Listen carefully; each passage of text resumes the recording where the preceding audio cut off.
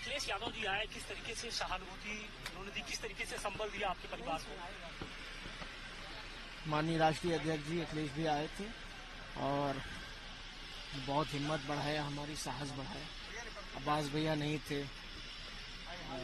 मेरी माता जी नहीं है, मैं अकेला था, दोनों बाबा, परिवार पूरा एक साथ है, लेकिन माता जी की कमी और भाई की कमी कहीं ना कहीं थी।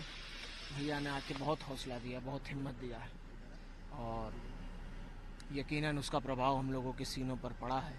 और जितने भी, क्योंकि मैं अकेला सिर्फ उनका पुत्र हूँ, ये तो मुझसे रिश्ता है, लेकिन लाखों करोड़ों लोग जो मेरे पिता जनाब मुख्तार अंसारी साहब को अपना रहनुमा समझते थे, मसीहा समझते थे, जो गरीब थे, उनका भी हौसला माननीय राष्ट्रीय अध्यक्ष जी ने बढ़ाया है और उनको भी हिम्मत और साहस देने का काम किया है।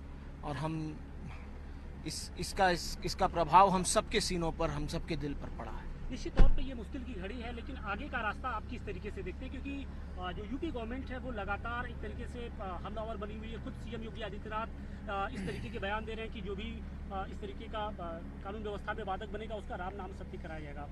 तो इनकी पूरी जो बयान है उसको किस तरीके से आप देखते हैं? देखिए, हम तो ये कहेंगे कि जो उनकी गोद में है, जो उनके अपने हैं, चाहे सौजाती गुंडे हों, चाहे माफिया ब्रजेश सिंह हो, चाहे माफिया त्रिभुवन सिंह हो, चाहे और भी, उन पर कोई कार्रवाई नहीं होगी। उनकी गाड़ी की तलाशी भी नहीं ले सकता है कोई।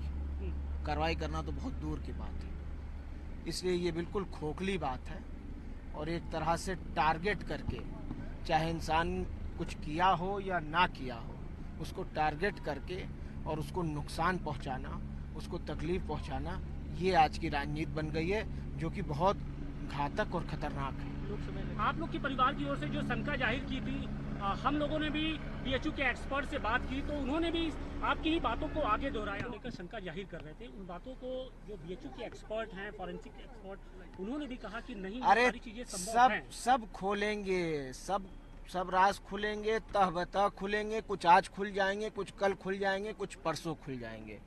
और अफजाल बाबा ने कहा भी है ना कि जो पॉइजन से किसी की अगर मौत हुई हो, 5 साल, 10 साल, 20 साल बाद भी उनका डीएनए और सब कुछ बता देगा कि क्या हकीकत थी।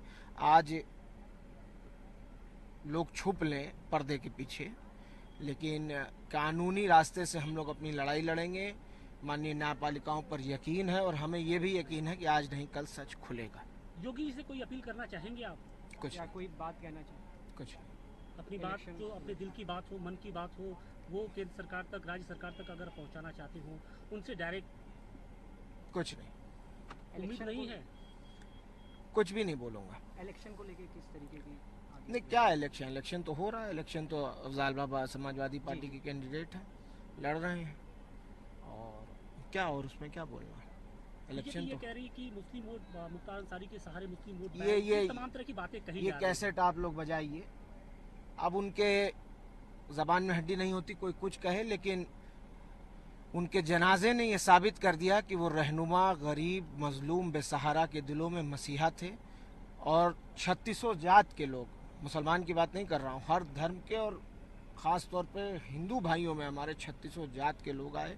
और आज भी 90% लोग, 10% हमारी कम्युनिटी के लोग हैं, 90% गरीब जनता वहाँ जा रही है। रोज़ आप मज़ार पे जाके देखिए ना क्या हाल हो रहा है। 2-2, 3-3 बार मिट्टी हटवाना पड़ रहा है हमको, डर से कि कहीं ज़्यादा लोड होने की वजह से पटरे पे ना नुकसान हो जाए। एक अंतिम क्वेश्चन, क्या आपकी माताजी कानून का सामना करेंगी? वो जुडिशियल कस्टडी में है। मेरी उनके लॉयर से भी बात हुई थी, गोपाल चतुर्वेदी साहब, इलाहाबाद हाई कोर्ट के, और उन्होंने जुडिशियल रेमेडी सीख कर रखी है। और यकीनन हमें उम्मीद है कि न्यायपालिका से हमें इंसाफ मिलेगा, न्याय मिलेगा, ये यकीन है हमें। ठीक है।